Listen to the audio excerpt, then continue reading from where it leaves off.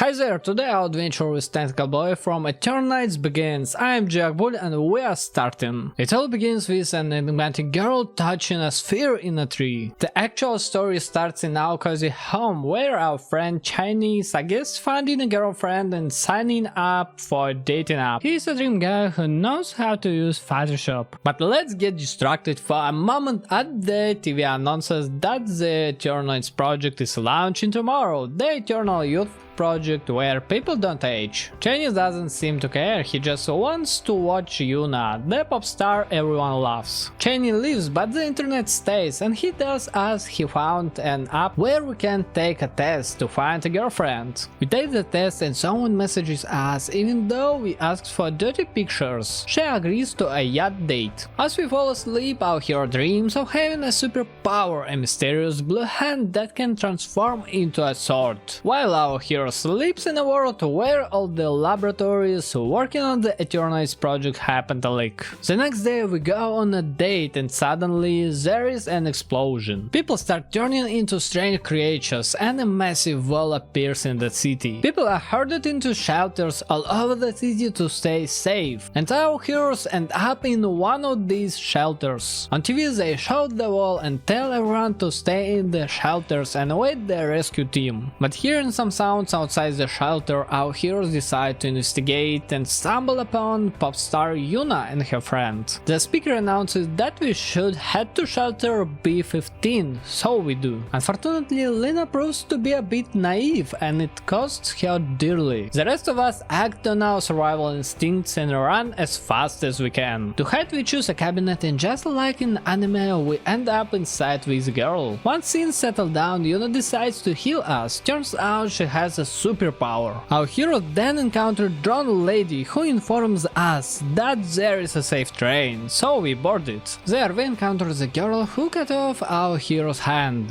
And suddenly we find ourselves in a dream world where half a girl we are supposed to have a date. Her last date was only 800 years ago. The suspicious girl suggests that we join her team and gain the power to survive. Our hero gains the same power he had in his dream, a magical right hand. This girl, by the way, is named Delia and Umbra told her to return. But when it comes to our girl, her name is Lux. Lux and Umbra are architects, sort of like gods in this world. They don't get along and there is this thing called the stone that can change this world and its people. Umbra stole the stone and erected the wall to keep us from reaching it. Lux also gave us the power to retrieve it. In short, Lux wants the stone back. Now, our hero wakes up and needs to catch a train. On the train we surprise Yuna with our superpower. We can turn our hand into a tentacle. Since then Yuna treats us as Tentacle Boy. Yuna receives a message that she can allow the use of her social media account, thereby saving the lives of other people. Chani receives an unexpected message that he can gain his power by clicking a link. What a fool, never click on unfamiliar links. Almost immediately the train carrying our main character's malfunctions and it catches fire. We search for a way to save our lives. Monsters only attack our main hero, who seems to have too much power, attracting the monsters. On their journey, our heroes find a mysterious sphere protected from external intervention with an unknown wire leading somewhere. They decide to follow it. At the end of their journey, they defeat the monsters and the bigger monsters, and Drone Lady arrives, wanting us to follow her. This Drone Lady is named Arya and she takes us to another train, informing our hero that it was hacked, and Chani admits it's his fault for clicking on unfamiliar links. Now let's have a chat with Yuna and learn that she is searching for her friend Jisoo, with whom she performs. As it turns out, Jisoo had friends, or rather a friend who lured her to a bar where people drink and Jisoo went. Then these friends took a photo. This photo ended up online and scandals ensued because how could a superstar be seen in such places? Yuna regrets not being able to dissuade Jisoo from going there and will now live with that regret. Our main hero leaves her room and goes to sleep, but then he dreams again, this time with Lux, who tells him his power is making connections with different characters. The next morning Arya tells us about a hacker who can hack the train and we need to find his computer within 5 days. She also learns that the stone will awaken again after some time, and then the world will be in grave danger. But to do that we need to find totem, which Umbra currently lacks. Our hero split up, leaving only Chani, who gained the power to make our main hero even stronger. When we go to sleep we encounter various personalities in our dreams, this time GiockBul.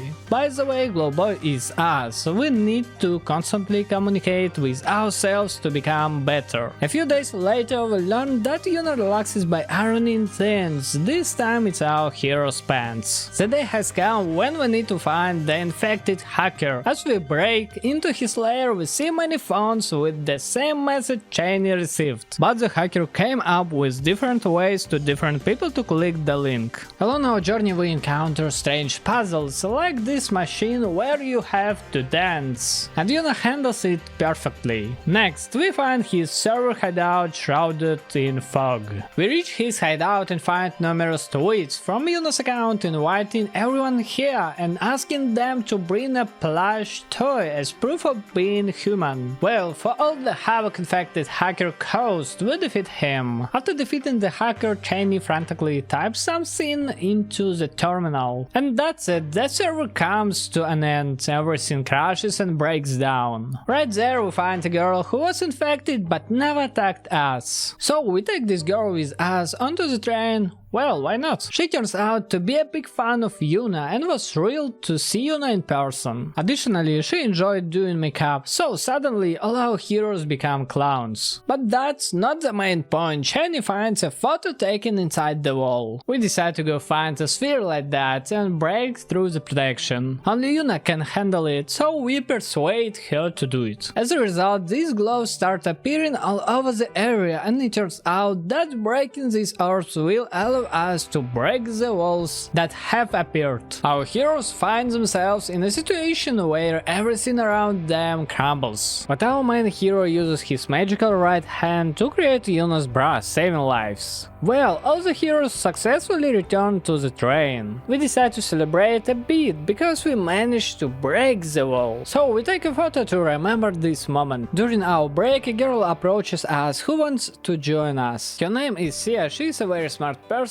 dedicated to science, but also has her quirks in terms of expressions and poses. Meanwhile, Umbra informs that the first wall fell because of people, and Delia needs to find the totem for the ritual. She also wants to reprogram her machine to search for the cores that are breaking the wall. Now we have another girl on our team, and together we set out to find these cores. Suddenly a girl named Min appears, and she managed to save herself too. Out of nowhere, the floor beneath our heroes collapses and we fall with Min. Min injures her leg and our main hero carries her on his back. She tells us the story of when all this started. She went to a drugstore to gather medicine and food, but when she returned she saw that her friends were grabbed by a monster, and she just hid and couldn't save anyone. And so we reach the core. Suddenly a monster appears and our hero is almost killed, but then Min comes to the rescue using her shield. After defeating the monster, the rest of the team arrives. Sia tells us that if we don't hurry to destroy a couple of cores, they will merge with the wall and then we won't be able to destroy it. This time only Min manages to destroy this core. We return to the train and we have only 11 days until the core merges completely with the wall. During these 11 days, when we went to sleep, some suspicious guy appeared in our dreams along with butterflies. He mentioned that he hasn't talked to his brother in ages. By the way, he is somewhat similar to that evil girl Delia. Also, Min really loves getting stuck under the bed. Unfortunately, it's not actually a washing machine, but it looks similar. And Yuna sleepwalks, seemingly harboring feelings for our hero. After 2 weeks we reach 2 more cores. Min breaks one of the cores, but the second one doesn't break. A monster emerges from it, which needs to be destroyed. Marcia creates a bicycle, and with its help we can catch up to the monster. Unfortunately, our heroes couldn't defeat the monster and it escapes, causing the merging process with the wall to succeed, making it stronger. We return return to the train and Chani comes up with a plan to break the wall by turning the train into a battering ram. To do this, Min will be attached to the front of the train and with the help of her barrier she can break through that wall. Well, at least everyone hopes so. Min's doubts disappear when various friends and Bono visit her, they boost her confidence. Our heroes break through that wall and decide to take a short rest. Another photo, but this time with the new members of our humanity saving group.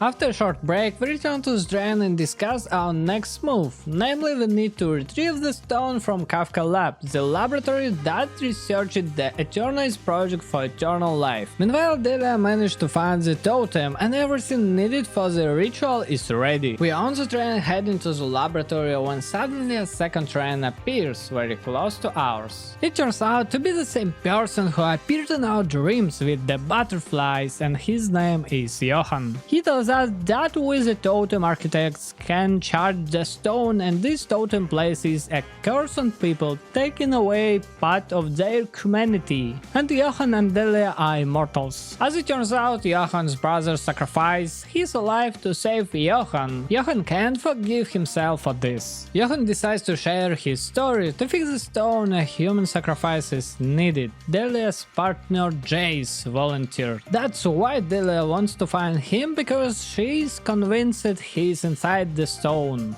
Jace couldn't handle the stone's power and he exploded. Johan's brother jumped in front of him to save him and ended up dying. He also reveals that all the so-called children of Lux, if they use too much power, will lose a part of themselves. For example, Johan became immortal and as a result, one of his eyes is different. After some time, Johan tries to talk to a girl, but she no longer speaks and just remains silent. To heal her, the stone is needed. Our hero wastes no time and romances Sia. Here you can select other characters. The day has come when we need to head to Kafka Lab, where Sia's friend Ren works and is currently on vacation playing games. Ren loves puzzles and her lab is filled with them. There are murals depicting the battle between architects, but in reality it is all a lie. Ordinary people are the ones fighting, gifted power by the architects. We find a selfie of our friends Ren and Sia, triggering memories for Sia. They had an argument, but the argument was never about this photo will be in here.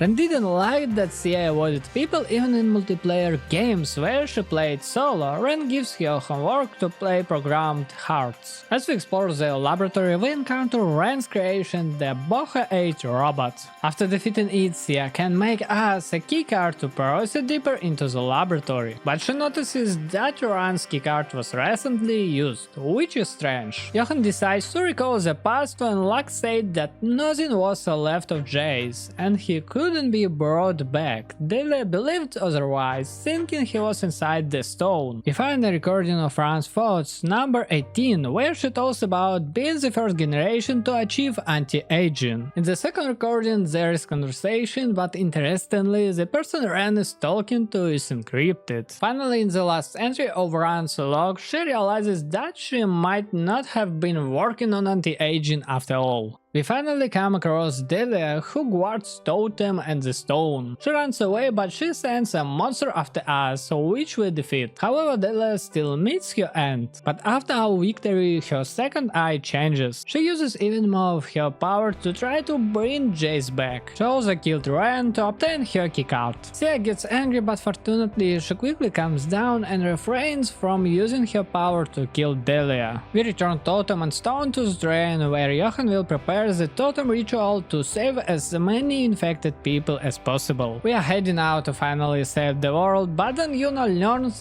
that her friend is alive and she wants to contact her. With Sia's help, she manages to establish a connection, but Yuna doesn't say anything substantial and the connection is lost. It's the last night before we finish with Umbra and save the world. That night a meteor shower occurs and Sia spends it with us. The final day has come. Delia's body body comes back to life and transforms into a monster.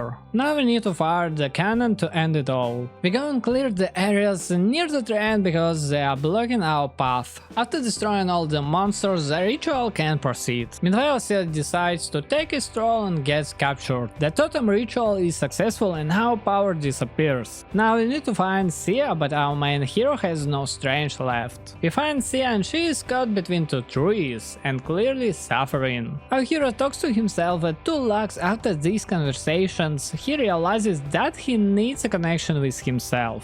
Then he regains his strength. But Umbra takes Sia and it's too late. The cannon can't fire when there are 2 souls and it can only shoot at the architect. We reach her and we need to remove Sia from that body so we can destroy Umbra. Sia willing to sacrifice herself so that we can save the rest of the world no matter what. And then the cannon fires, destroying Umbra. We find ourselves in the hospital. The other members of our team have gone their separate ways and resumed their previous lives. Our main character is visited by Lux in his dream, telling him that Sia had a surprise for him. On the street, the main character meets a girl who looks like Sia. And now, that surprise, it is recording that Sia left for us, expressing her desire to play the game Molecule Warrior 2 with us and confessing her love. I could have chosen someone else instead of Sia. Who would you have chosen? You can write it down. That's all from me, thanks for watching.